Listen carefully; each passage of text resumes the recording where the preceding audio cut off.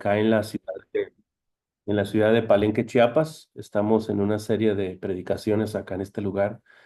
Después de ahí nos vamos a pasar a Candelaria, Campeche.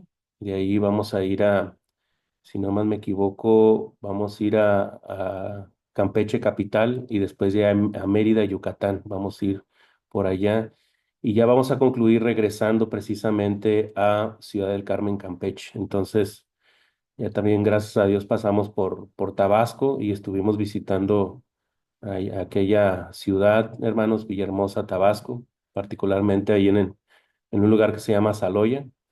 Entonces, hay mucha hermandad por allá, hermanos, mucha hermandad animada, mucha hermandad que quiere escuchar la palabra de Dios y estamos muy contentos y animados por eso, hermanos. Entonces, y pues también dijimos, pues no, pues tampoco hay que descuidar a nuestros hermanos de los devocionales los martes y los jueves, ¿no? Entonces, estamos en un lugar, hermanos, donde probablemente el internet no ayude mucho. Estoy en un hotel aquí, hermanos, y pues como muchos se cuelgan a la banda ancha del internet, pues vamos a ver cómo sale esto, ¿verdad?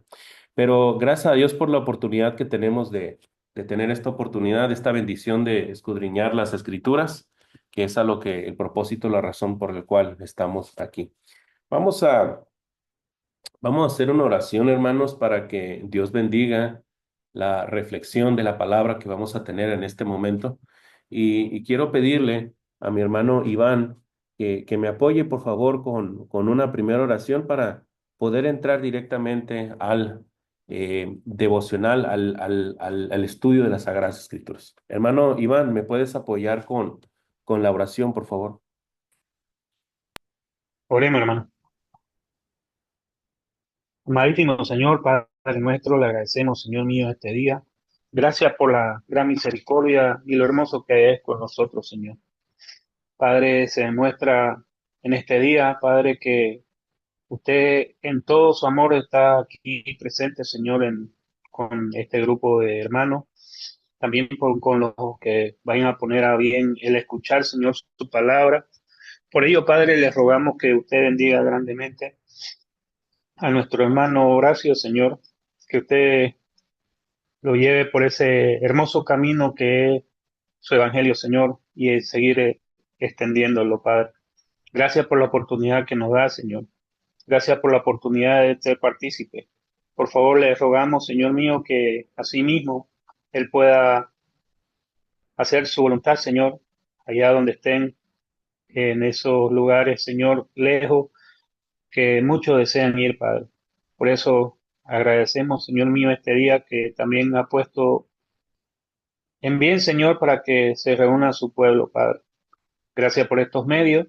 Por favor, les rogamos que usted nos siga derramando su Espíritu Santo en comprensión, Padre, para que podamos entender sus palabras, Señor. Por favor, Padre, nos ponemos en sus manos en nombre de Cristo Jesús. Amén.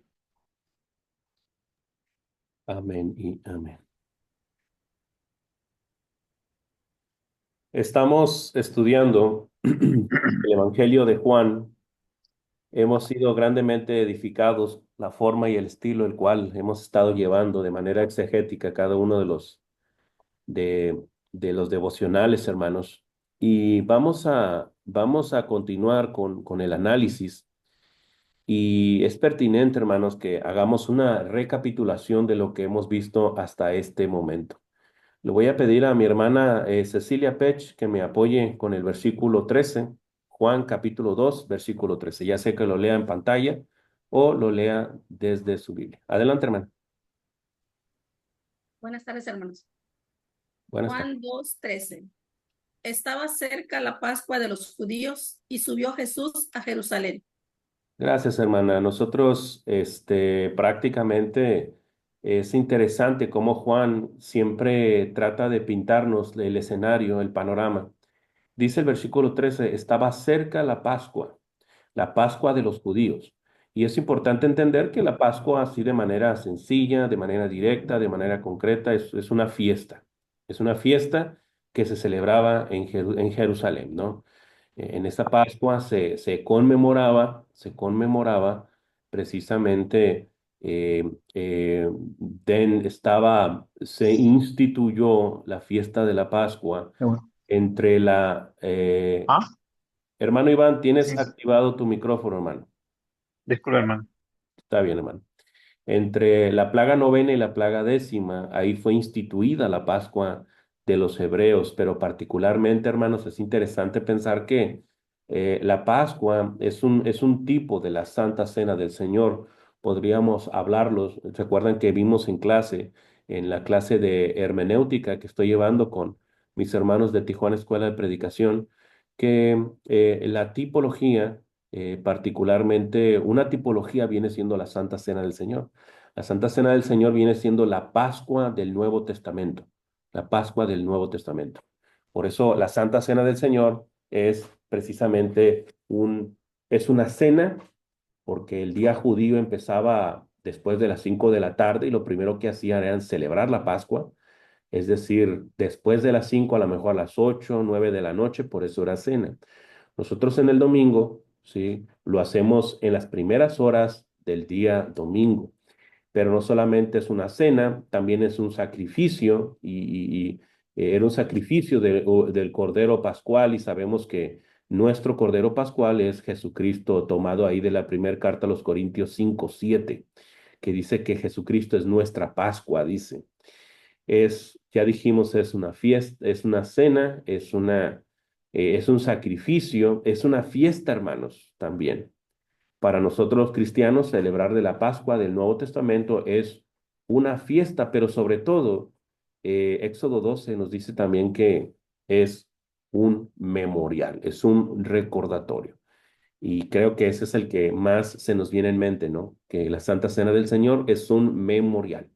Eso lo dice la primera carta a los Corintios, capítulo 11, versículos 23 al 25, ¿no? Entonces, ahí está esas cuatro cosas que representan la Pascua del Nuevo Testamento. Cena o comida, o representa la comunión, sacrificio, fiesta y conmemoración. Bien, con esto en mente, pues es interesante lo que va a venir a continuación en el versículo 14. Hermana Cecilia Pech, apóyeme por favor nuevamente con el versículo 14. Y halló en el templo a los que vendían bueyes, ovejas y palomas, y a los cambistas allí sentados. Hermanos, en la última clase que tuvimos el jueves pasado, ¿qué fue lo que vimos de este versículo? Quiero escucharles a ustedes. ¿Qué recuerdan que vimos del versículo 14? Les escucho. ¿Qué comentamos, hermanos?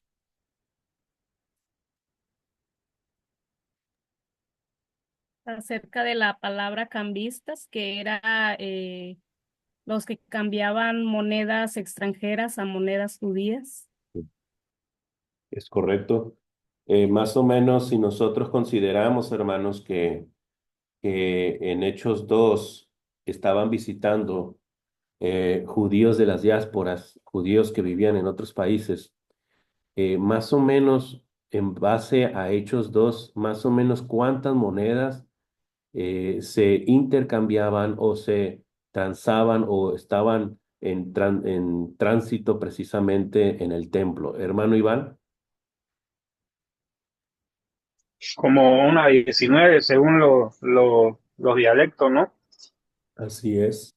Pueden ser consideradas entre unas 12, 19, probablemente sean más. Entonces, cuando dice que halló en el templo a los que vendían bueyes y a los cambistas, parece ser que había dos clases de negocios, probablemente más, pero estos eran los más evidentes, ¿no? La venta de animales y los cambistas, y evidentemente, hermanos, que cuando hablamos de cambistas, pues dentro de la jurisdicción del templo, particularmente todo se tenía que hacer en la jurisdicción del templo, es por tanto que si uno llegaba con una moneda romana, precisamente tenía que cambiarlo por la moneda del templo, ¿sí? Y entonces sí, hacer sus compras, comprar sus bueyes, sus ovejas y palomas. Y cuando uno hacía ese tipo de transacciones, pues seguramente el interés ¿sí? Estaba elevado, hermanos. El interés era un interés sobre otro interés, ¿no? Además de que lo que ganaba el cambista y además el pago que se tenía que hacer a los sacerdotes por ocupar ese espacio. Era un dineral, hermano, lo que se estaba gastando ahí, ¿no? Entonces, pero, y todo eso, y ¿por qué, hermanos? ¿Por qué este tema de los cambistas? Bueno, pues porque los bueyes, las ovejas y las palomas, ¿qué viene a representar, hermanos? Para esta fiesta, para el judaísmo, para la ley, ¿qué viene a simbolizar o qué viene a representar todo esto, hermanos? Los bueyes, las ovejas y las palomas. ¿Por qué tenerlos ahí? Les escucho.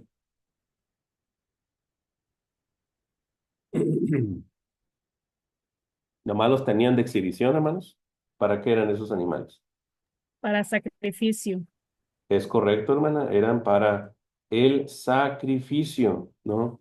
Entonces había dentro del templo, ¿verdad? Eh, pues cuando lo analizamos, pues puede ser como que pues algo propositivo, ¿no? En el sentido de que, ¿sabes qué? Pues hay algunas personas que vienen de Egipto y no pueden andar arreando allá al buey, a la oveja, ¿verdad? Desde allá hasta acá. Entonces, pues es mejor llegar al templo y comprarlo, ¿no? Porque en ocasiones había, hermanos, que había quienes llevaban su oveja al templo para sacrificarla, para ponerse a cuentas con Dios y pues como no era comprada en el templo, no tenía el sello del templo, pues esta era rechazada, independientemente que estuviera bien, ¿no? Entonces, era unas corruptelas al más alto nivel. Hermanos, a ver, vamos a ver por acá. ¿A quién tenemos por acá? Hermana Lourdes, una pregunta, hermana.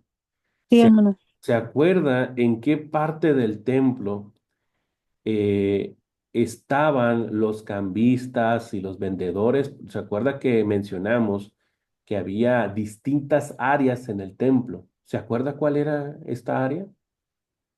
Em, no, hermano, no me acuerdo bien. No se Sí preocupe. recuerdo Ajá. que había un lugar especial para las mujeres, un lugar especial para los sacerdotes, un lugar o me parece que estaba en el lugar de los gentiles. Ándele, ándele, hermana, ándele. Era Sí, ¿verdad? sí, es correcto. Estaba en el atrio de los gentiles. ¿Se acuerda que habíamos dicho, sí, habíamos comentado que era prácticamente un tercio, el atrio de los gentiles era un tercio del todo el complejo del Sí, templo, sí, ¿sí? Acuérdense que mencionamos dos tipos de palabras, ¿se acuerdan? Mencionamos que estaba la palabra para templo aquí en el versículo 14 es hierón, hierón, que significa toda el área del templo, incluyendo atrios, patios, etcétera, pórticos y lo que sea. Pero más adelante, cuando Jesucristo va a hablar del templo de su cuerpo, va a hablar en la expresión griega de naos. Naos se refiere al santuario, al lugar santísimo, al lugar santo, donde los sacerdotes solamente podían entrar. Entonces, esa parte, ese detalle es importante, ¿sí? Para que no perdamos de vista esta consideración. Hermanos, algo que quieran abonar del versículo 14, algo que se nos esté pasando por aquí. Recuerden, hermanos, que esto es entender exegéticamente esto y hay tremendas aplicaciones personales y espirituales en esto que vamos a ir de poco a poco desgranando. ¿Alguna otra cosa que se nos esté pasando por aquí, hermanos? ¿Algo que quieran abonar? Muy bien. Bueno, anda por ahí mi hermana Erika. Sí, hermano. Versículo 15, hermana, por favor. Bien. Y haciendo un azote de cuerdas, echó fuera del templo a todos, y las ovejas y los bueyes, y esparció las monedas de los cambistas y volcó las mesas. El 16 también, hermana, por favor. Y dijo a los que vendían palomas, quitad de aquí esto, y no hagáis de la casa de mi padre casa de mercado. Gracias, hermana. Entonces nosotros pensamos consideramos particularmente que obviamente que ese azote de cuerdas el Señor lo hizo, pues los bueyes, las ovejas, pues eran arreadas, eran llevadas con cuerdas que a lo mejor quedaron por ahí tiradas o en la compraventa de algunas se quedó por ahí algún mecate. Entonces él hace improvisadamente un azote de cuerdas, ¿verdad? Juntando varias cuerdas por ahí tiradas y no sabemos si hizo un nudo, eso es algo intrascendente, pero lo cierto es el acto en sí, es el acto en sí. Dice, y haciendo un azote de cuerdas, echó fuera del templo a todos. ¿Qué quiere decir esto de a todos? Personas y animales. Así es. Primero dice que imagínese que el Señor llegase y que le diera un chicotazo ahí con ese azote de cuerdas. Órale, sáquese de aquí. ¿Qué anda haciendo aquí? Y tiene toda la razón, hermanos. Tiene toda la razón de hacerlo. ¿Sí? Ahorita vamos a decir por qué. Ahora, dice apropiadamente mi hermana Cecilia, sacó a las personas y a los animales del sacrificio, hermanos. Ovejas y bueyes. ¿Sí? Y dice, y esparció las monedas de los cambistas. Ahora, parece ser, aquí nosotros vemos 4 actos por lo menos, ¿no? 5 actos vemos del Señor. Primero, número 1, el azote de cuerdas. ¿Sí? Lo primero que va a hacer. Segundo, va a azotar y va a sacar fuera del templo a todos. ¿Sí? No sé qué tanto les haya dolido, no sé si fue una reprimenda prácticamente como cuando el papá, ¿no? Al niño malcriado le da como que un manotazo en la mano así bien despacito, ¿no? No sé, ¿va? Y se me hace que la hermana Basilia aplica eso porque se rió. Entonces algo como que, tómele para que yo no agarre, para que se porte bien, ¿no? No sabemos. Yo creo que el Señor sí aplicó un poquito de fuerza, ¿no? Pero en realidad era para despejarlos, ¿no? Para sacarlos en realidad. Entonces, dice, número 1, hace un azote de cuerda. Segundo, saca a todos del templo. Número 2 y 3, saca las ovejas y los bueyes, que es otra categoría. Número 4, esparce las monedas de los cambistas. ¿Sí? ¿Cómo se imaginan ustedes que haya sido eso? ¿Qué significa eso que esparció las monedas de los cambistas? ¿Qué piensas, hermano José? ¿Estaban las mesas? No había bancos, nada de eso. Bueno, adelante, hermano. Como si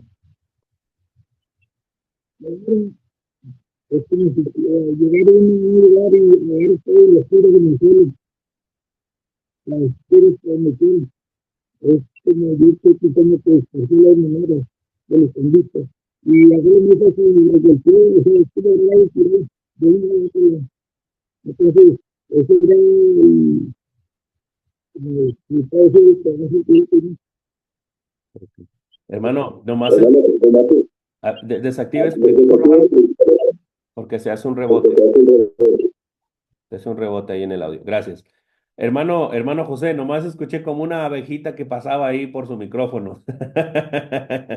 Si quiere, escríbalo, hermano. Si quiere, escríbalo. Escríbalo aquí le esperamos. Sí, o ya lo arregló el asunto. ¿Ya lo arregló? A ver. A ver, porque entonces también estaba teniendo problemas con Cristian. ¿Me escuchan mejor? Ok. Lo que yo estaba mencionando de la palabra esparció las monedas es tomar, agarrarlas y tirarlas por el suelo. Y volcó las mesas, es como decir, llegas, agarras las mesas y las avientas de un lado a otro. Eso es para mí, eso es lo que hizo nuestro Señor Jesucristo por lo que estaban haciendo injustamente dentro del templo. Ok, gracias. Ya puedes activar su micrófono. Ok.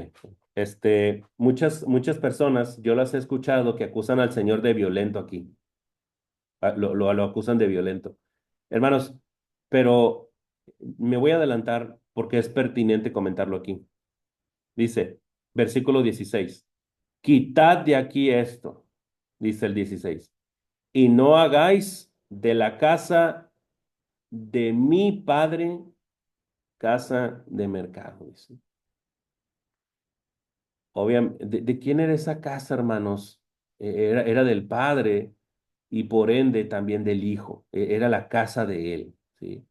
Y creo que nadie en su sano juicio dejaría que extraños llegaran y vituperaran, llegaran y maltraten, llegaran y también haría toda clase de fechorías y de cosas que no son apropiadas en los patios o en la casa misma.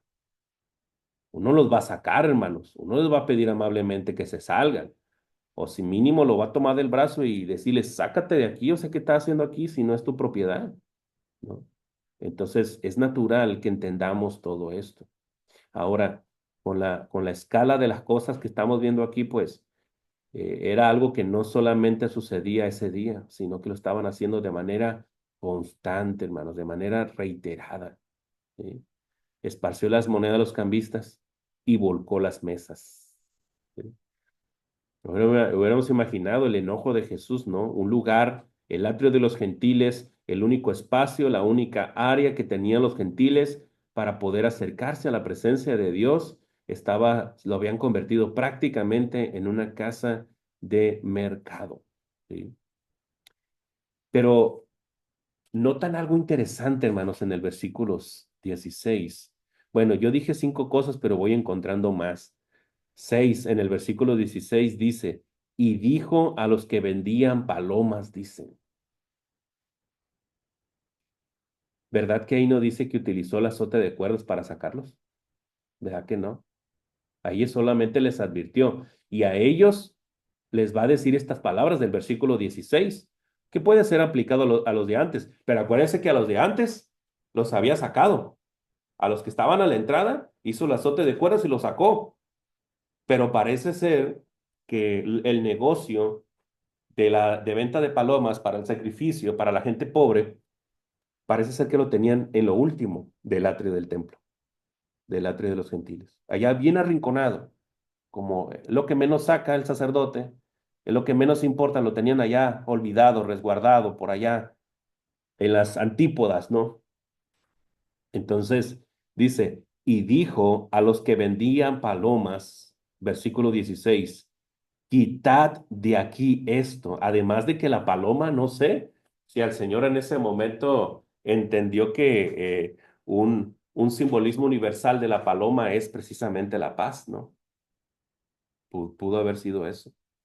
Pero dice, quitad, a ellos sí les da la advertencia, quitad de aquí esto y no hagáis de la casa de mi padre casa de mercado. La advertencia fue para los que vendían palomas, para aquellos mañosos y tramposos cambistas y aquellos que estaban traficando precisamente con los animales.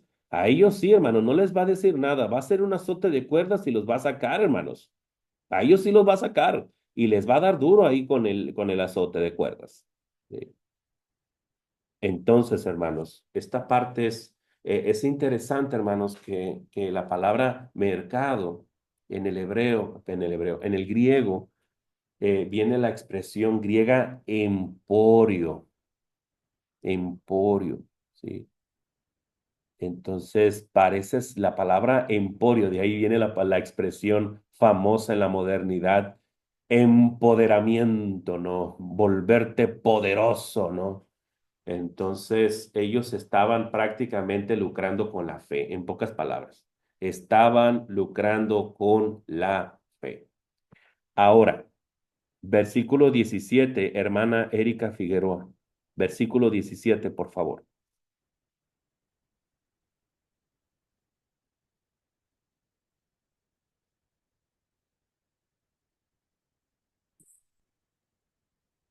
¿Anda por ahí mi hermana Erika Figueroa?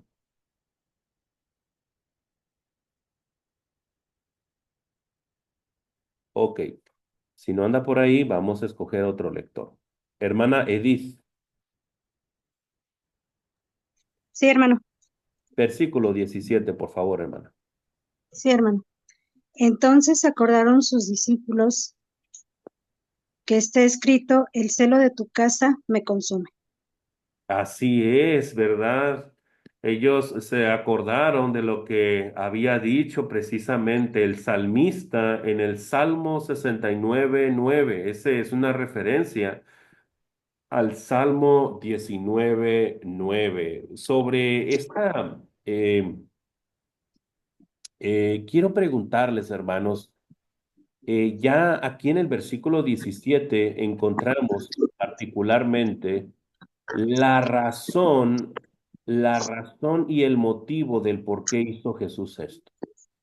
Y la respuesta es el celo. A ver, hermanas, también los hermanos, ¿qué es el celo, hermanos? Los escucho. ¿Qué es el celo?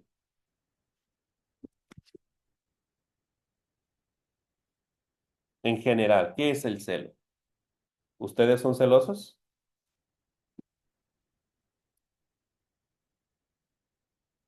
A ver, hermanos, A ver, hermano, yo échale, hermana Cecilia. creo que celar es cuando consideras que algo es tuyo Ajá. y como que hay como que alguien lo quiere o te lo quiere quitar o te lo quiere prestar o le quiere dar un uso, pero pues es tuyo. Entonces entra ese como un sentido de pertenencia, por lo cual hay una reacción. Quiero Así. pensar que es eso. Claro, es correcto, es correcto. Me gusta su definición. A ver, hermana Edith, ¿usted es celosa? Y ahorita le preguntamos a la hermana, a Olivama, si es celosa también. ¿A quién dijo, hermano? A usted primero, hermana. ¿A yo? ¿Qué es el celo? Pues, pues sí, hermano, a veces uno piensa que como que le preguntan y dicen, no, no, no es cierto, no, no, no soy celosa. Pero no, yo pienso que sí, viendo que, bueno, en el caso de la pareja, ¿no? Que si que si alguien se le acerca un poco extraño a nuestro, bueno, en el caso de las mujeres, a nuestro esposo, así, sí se siente como raro, Sí, una sensación rara. sí, Entonces, pues aplicándolo a Dios, pues viendo que algo puede como robar o quitar, sí. pues pienso que es lo que Ujú. pasó con Jesús, ¿no? Que pues la adoración o los sacrificios ya no eran completos, ya no eran reales, ya no eran sinceros, todo se hacía ya como Claro. pues al ahí se va y entonces fue como que le quitaran a Dios la importancia que tiene. Mm, claro, definitivamente. A ver, hermana Oli, ¿usted es celosa, hermana? A ver si quiere contestar, ¿eh? Depende, creo que siento que es una manera natural, ¿no? De un ser humano, pero no llegar al extremo en cuanto a la agresividad o decir algo más. Claro, claro. Le pregunto si es celosa porque es mi novia, hermanos. Olivama es mi novia, ella es mi novia, por eso le pregunto. Hermanos, algo que quieran abonar más sobre el celo, sobre el celo.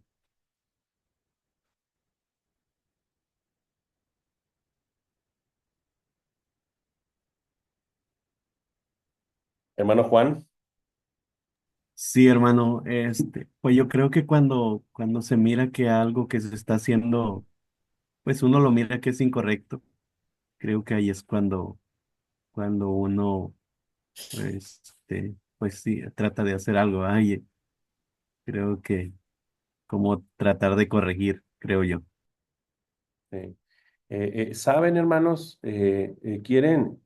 Ok, ¿alguien quiere abonar algo más sobre el celo?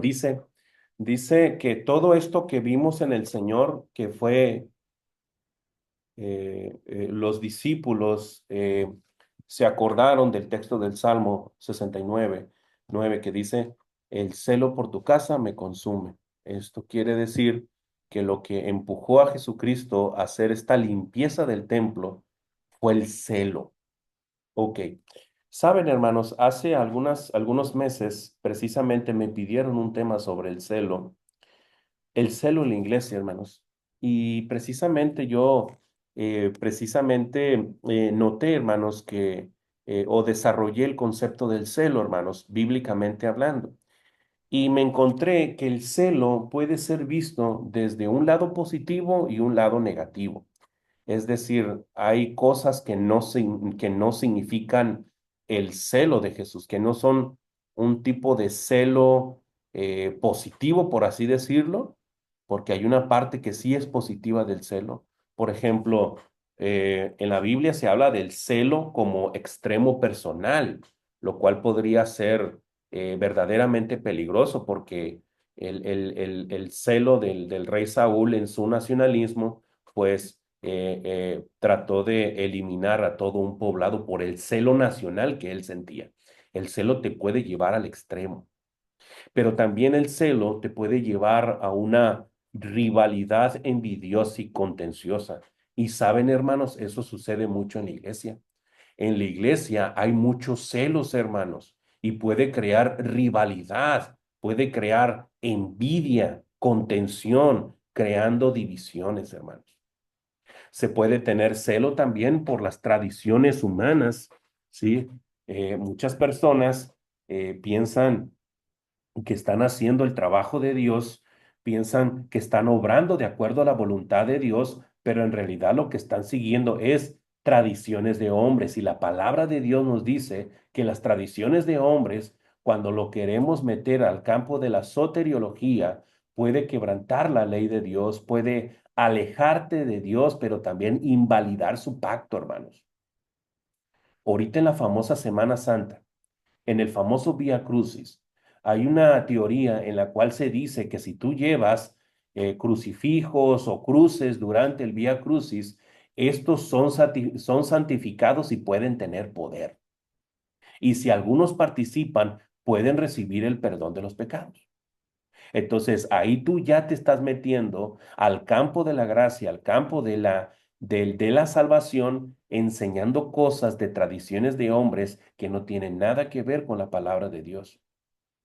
Esas cosas no significan celo, hermanos. O son un celo, o mejor dicho, es que el celo no es el resultado, hermanos. La palabra celos en el griego, es un calor, es un fervor de espíritu. Pero hay otra cosa que tenemos que decir al respecto. Eso que comentamos ahorita es el celo, lo que no significa el celo del que estamos hablando. Por otro lado, el celo, ¿verdad? Puede ser un celo, ¿verdad? Por la querencia, el amor por las cosas divinas.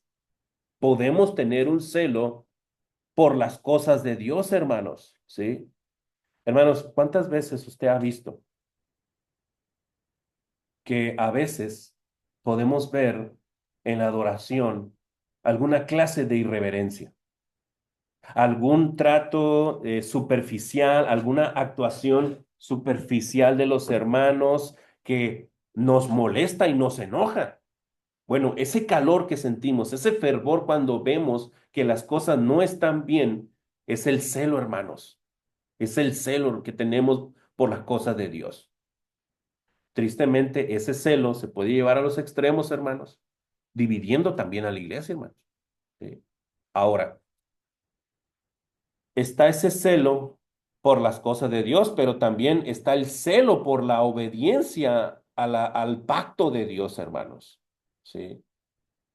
A veces, hermanos, el tema de la desobediencia, cuando nosotros lo observamos en la iglesia, pues eso también de repente, pues te causa tristeza, te provoca fervor, hermanos. Vamos a llamarle así sin ambajes. Te da coraje, hermanos. Te da coraje ciertas cosas. Y ese coraje puede ser el celo, hermano, que tenga uno. Lo podemos canalizar bien o lo podemos canalizar mal. Cuando lo canalizamos más mal, eh, se es imprudente, se es grosero, se es santurrón, se es lastimoso. Pero cuando va a ser un celo bueno y ves que un hermano no anda correctamente, tú te sientas con él y le hablas en el amor del Señor con Biblia y le aconsejas para que se pueda poner a cuentas con Dios. Entonces, aquí la forma es cómo lo vamos a abordar. También hablamos, pero también, hermanos, puede haber un fervor o puede haber un celo o pasión por las buenas obras. En suma, ¿qué es el celo? El celo lo definimos en los siguientes términos. El celo es el cariño sincero por las cosas de Dios. El celo es la obediencia amorosa por la voluntad de Dios. El celo es el fervor de espíritu por el Evangelio de Jesucristo y su reino. El celo es la pasión por las almas, pero también las buenas obras. Así, sumado todo este complejo de versículos que no se los leí por cuestión de tiempo, es como nosotros pudimos eh, presentar y proponer este concepto del celo desde una perspectiva bíblica. Entonces, hermanos, Jesucristo tenía las razones, hermanos, de purificar ese templo, de sacar a los cambistas y a los vendedores y hacerle y jalarle las orejas a los que estaban vendiendo las palomas. Tenía todo el derecho de hacerlo, porque era su casa. Y también, hermanos, porque el atrio de los gentiles, que era la oportunidad que tenían los gentiles para el reino de Dios, para acercarse a Dios, lo habían convertido en eso, hermanos. Estaban siendo piedra de tropiezo, piedra de tropiezo. Le estaban cerrando el reino a varias personas ahí. Tenía todas las razones de que el Señor actuase de esa manera. Quiero leer rápidamente lo que dice uno de mis comentaristas favoritos, llamado Francisco La Cueva. Dice lo siguiente: Jesús nos da aquí un ejemplo del celo que habríamos de tener por las cosas de Dios. Este celo habría de hacer que nos olvidásemos de nuestro prestigio, interés, comodidad, etc.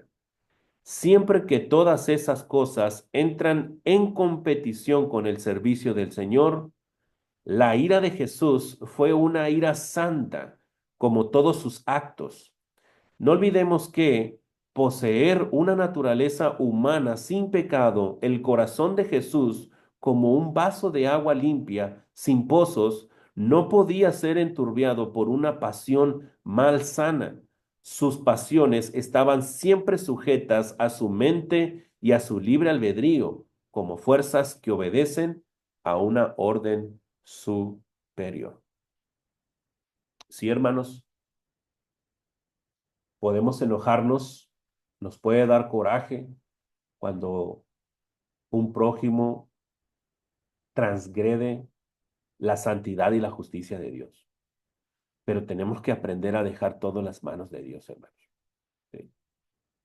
Porque Dios está en medio de su templo, hermanos. Está en medio de su cuerpo, está en medio de la hermandad. Y Él toma cartas en el asunto. ¿Sí? ¿Se acuerdan de la iglesia de la Odisea? ¿Sí? A ella, a esa iglesia, estaba a punto de ser vomitada, hermanos, por la falta de celo, por su tibieza espiritual. Y el Señor iba a tomar cartas en el asunto con esa iglesia, hermanos. ¿Sí? Le dice, arrepiéntete y sé celoso. ¿Sí? Entonces, esa parte es interesante, hermanos. Es interesante mencionarla. Muy bien.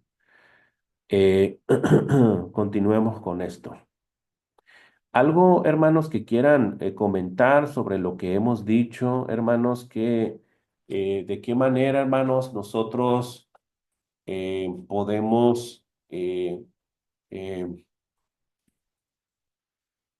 ¿qué podemos hacer nosotros, hermanos, para cuidar precisamente la santidad la santidad de la iglesia, hermanos. ¿Cómo podemos nosotros actuar para cuidar eso, hermanos? Les escucho.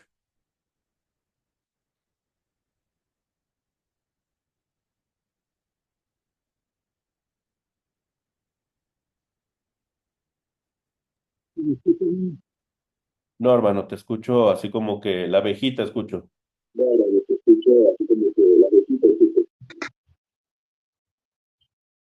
Si me escucháis un poco mejor.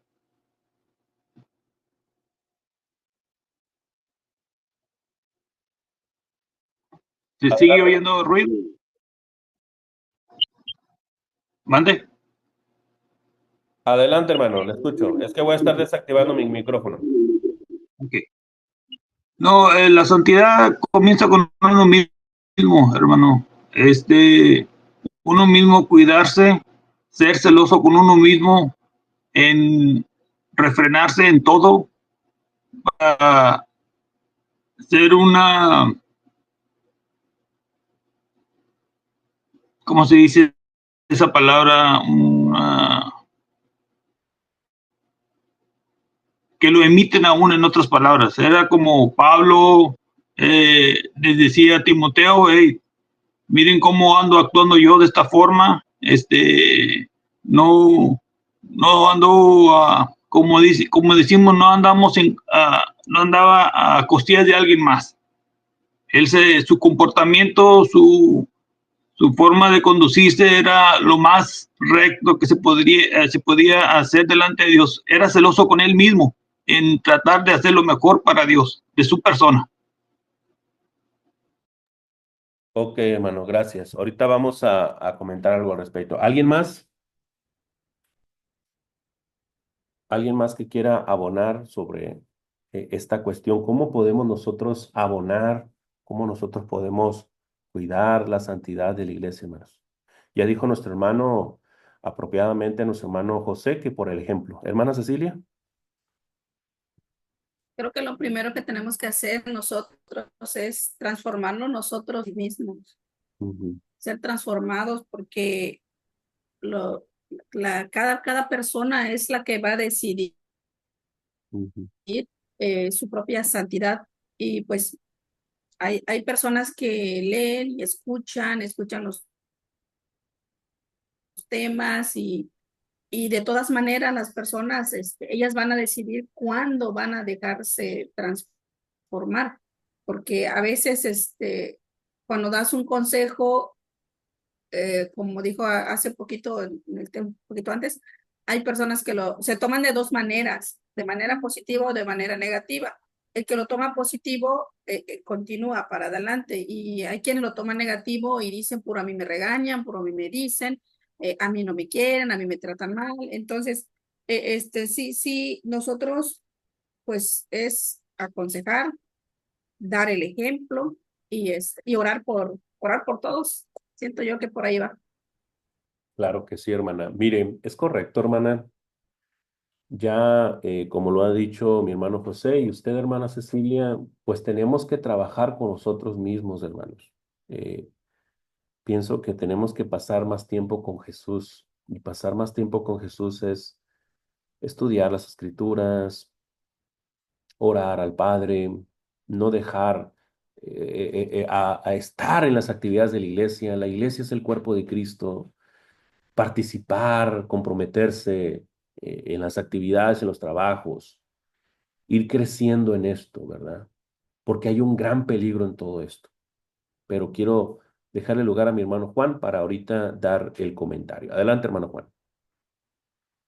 Sí, hermano, pues yo creo que, pues también siendo celosos, pero yo creo que tener cuidado también al ser celosos, porque, eh, por decir, yo he visto eh, a un hermano o sea, por tanto celo, pues hace las cosas equivocadamente.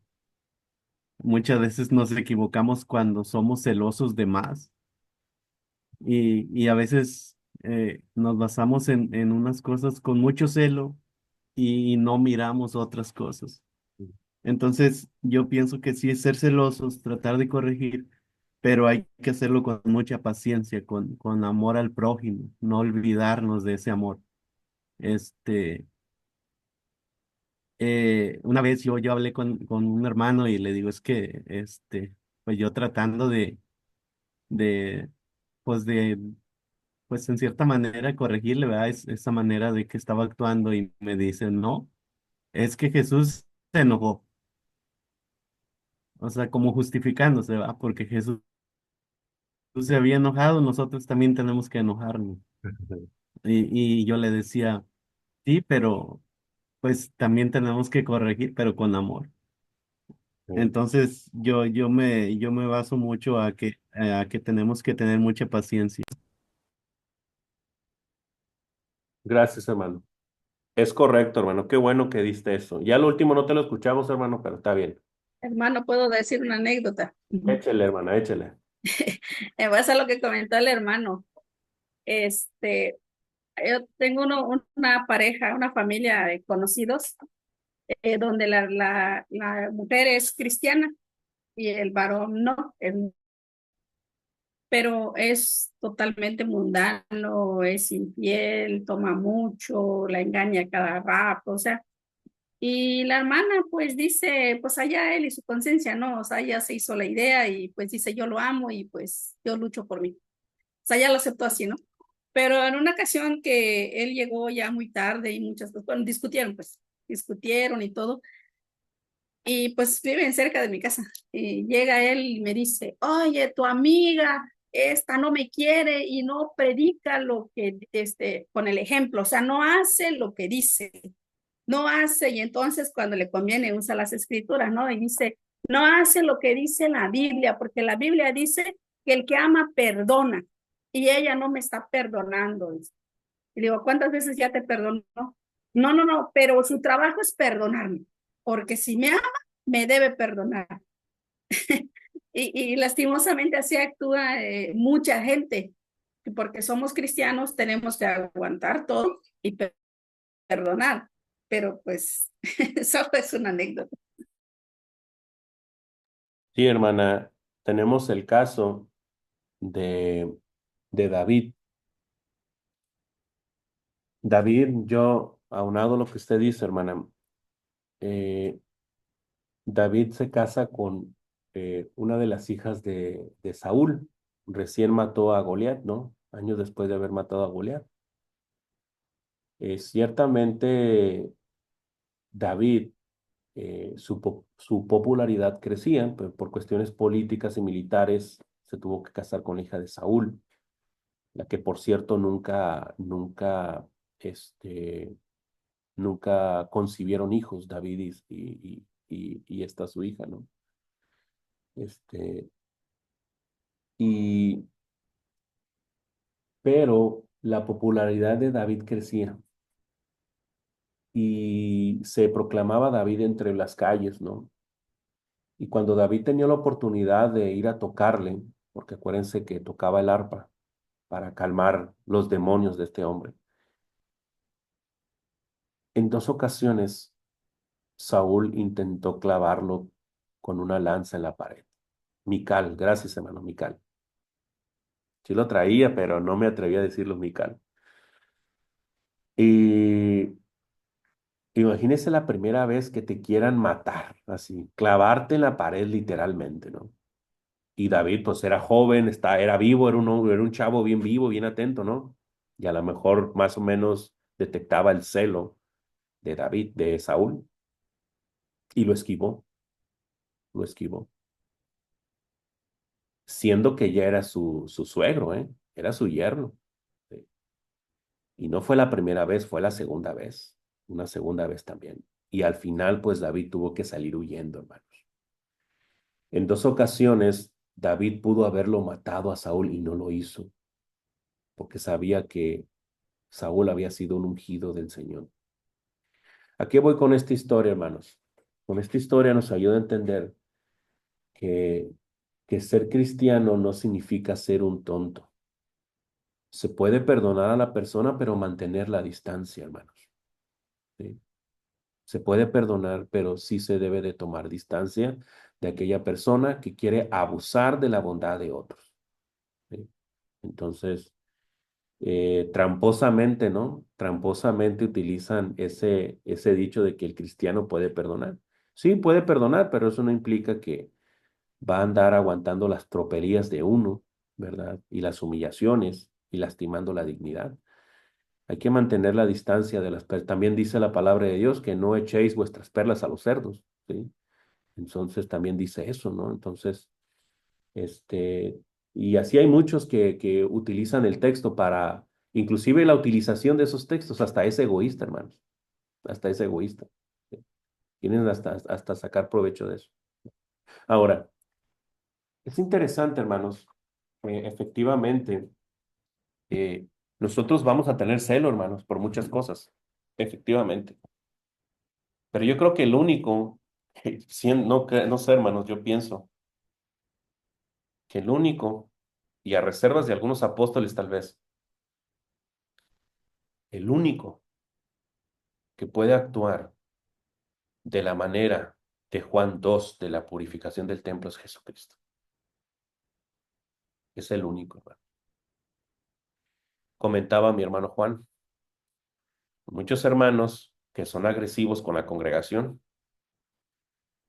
que son agresivos con las palabras, que son agresivos con los señalamientos, denostan a la hermandad y lo hacen en el nombre del celo. Sí, sí, hermanos. Hay muchos hermanos, como dice el dicho, que escupen para arriba, pero les cae, hermanos. Sí. A menos que tuvieras a menos que fueras Jesús, ¿verdad? Entonces, hermanos, se nos pide actuar con amor, con doctrina y amor, hermanos, porque también nosotros, en lo que estamos juzgando a otros, nosotros también podemos caer en ese mismo pecado. Sí. A veces ese celo mal direccionado, hermana Cecilia, hermano Juan, ese celo de algunos hermanos que actúan de esa manera, puede ser un tipo de celo, pero mezclado con santurronería. Porque siempre las personas así, hermanos, siempre, no sé, hermanos, en la vida tengo 40 años, pero he visto bastantes casos que los hermanos que actúan así es porque tienen esqueletos en el closet, hermanos, sinceramente. Es interesante, ¿no? Que traten de ver el celo en otras personas y no en ellos mismos. El celo empieza en casa, es lo que queremos que entiendan. El celo empieza en el templo, pero acuérdense que en Corintios el celo tiene una doble aplicación. Primera carta a los Corintios 3:16 habla del templo del Espíritu Santo, que es la iglesia. Primera de Corintios 3:19 habla del templo del Espíritu Santo, pero del cuerpo físico, de la persona, hermanos. Si tú quieres tener celo por el templo de Dios, empieza por tu cuerpo, empieza contigo mismo. ¿Cómo puedo mostrar yo celo en las cosas de Dios? El celo por las cosas de Dios se demuestra de la siguiente manera. Aquel que precisamente el celoso por las cosas de Dios no deja de orar, no deja de estar en comunicación con su Padre Celestial. Un cristiano celoso es aquel que llega puntual a la iglesia, hermanos, a las reuniones. Un hermano celoso por las cosas de Dios es aquel que va a estar preparándose y mejorándose en la palabra de Dios y en cualquier área que implique precisamente eso. Debe de tener un celo por amar al prójimo y un celo por el perdido. Esa es la clase de celo que nosotros debemos de estar trabajando. Y ese celo, ese tipo de celo es el que debe de consumirnos a nosotros, porque puede suceder, hermanos, también, y sucede mucho en la iglesia del Señor, que los que aplican el celo para otros y no para sí mismos, y a lo mejor a nosotros nos puede pasar, hermanos, con toda franqueza se los digo, que la palabra de Dios solamente se quede en la mente, que se quede en la mente y nunca descienda en el corazón, porque han visto la palabra de Dios como información y no como transformación. Eso es lo que pasa, hermanos. No han dejado, y es triste, hermanos, es triste toparte un hermano de 30, 40 años en la iglesia del Señor, que de repente tenga actitudes de niño espiritual, hermanos, porque nunca creció, porque no dejó que la palabra de Dios transformara su corazón. Eso también es lo que pasa. Y ese es el argumento del escritor a los Hebreos cuando le dice, ustedes son niños, les tengo que dar leche porque no están listos para la vianda, para la carne, porque solamente estaban recibiendo información, pero no dejaban que la palabra de Dios transformara sus corazones al carácter de nuestro Señor Jesucristo.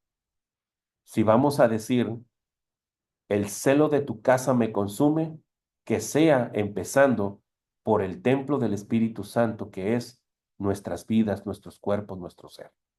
Y de esa manera, hermano José, como dice Pablo en 1 Corintios 11:1, que podamos ser imitadores de Cristo para que los demás puedan ver el ejemplo de nosotros. Hermano José, y terminamos con lo del hermano José. Adelante, hermano. Se me viene a la mente lo que se le dio a aquel o aquella persona un talento que no lo echó a andar, lo escondió. Entonces, para mí tiene mucha importancia esa frase, que el talento que se nos ha dado lo echemos a andar con nosotros mismos, repitiendo con nosotros mismos, después de nosotros hacia afuera. Muy bien, hermanos. Gracias por el comentario, hermanos. Entonces, hermanos, nos quedamos en el versículo 17, que es la parte profética interesante ahí de Juan 2. Nos quedamos en el versículo 17 al 22, que es es un versículo que se debe de ver de esa manera. Pero bueno, vamos a terminar, hermanos, vamos a terminar este devocional. Gracias a nuestro Dios por esta oportunidad que tuvimos. Dios les bendiga ricamente y le voy a pedir a mi hermano Juan que nos despida con una oración. Adelante, hermano Juan. Vamos a orar, hermano. Bendito Dios, en esta hora, Padre, vamos delante de tu presencia para darte las gracias, Padre, por este día. Y gracias, Padre, por habernos permitido poder meditar en tus sagradas escrituras. Gracias por el tiempo que nuestro hermano Horacio ha dedicado con nosotros. Gracias por tu palabra, por esta enseñanza, Padre. Ayúdanos, bendito Dios, para ponerla en práctica en nuestras vidas. Todo lo que hemos aprendido, Padre, e irlo poniendo en práctica con nuestro prójimo, con nuestros hermanos en las congregaciones o donde quiera que andemos. Bendito Dios, bendice a cada uno de mis hermanos, hermanas que se conectaron en esta plataforma y ayúdanos, bendito Dios, para seguir teniendo hambre de tu palabra y que sigamos, Padre, meditando en ella y así, Padre, seguir creciendo en sabiduría y en conocimiento, Padre. Ayúdanos, bendito Dios, a poner todo nuestro empeño y Padre, te rogamos también por el resto de este día, bendito Dios, en nuestras diferentes actividades que tengamos, Padre, usted sea con cada uno de nosotros. Guíenos, Padre, siempre llévenos en el hueco de su mano y permítanos, Padre, poder estar nuevamente conectados en la próxima reunión. Bendito Dios, te damos las gracias, rogándote todo en el precioso nombre de tu Hijo Jesucristo. Amén. Amén. Amén. Dios les bendiga. Un abrazo a todos. Buen fin de semana. Igualmente, gracias, hermano Horacio.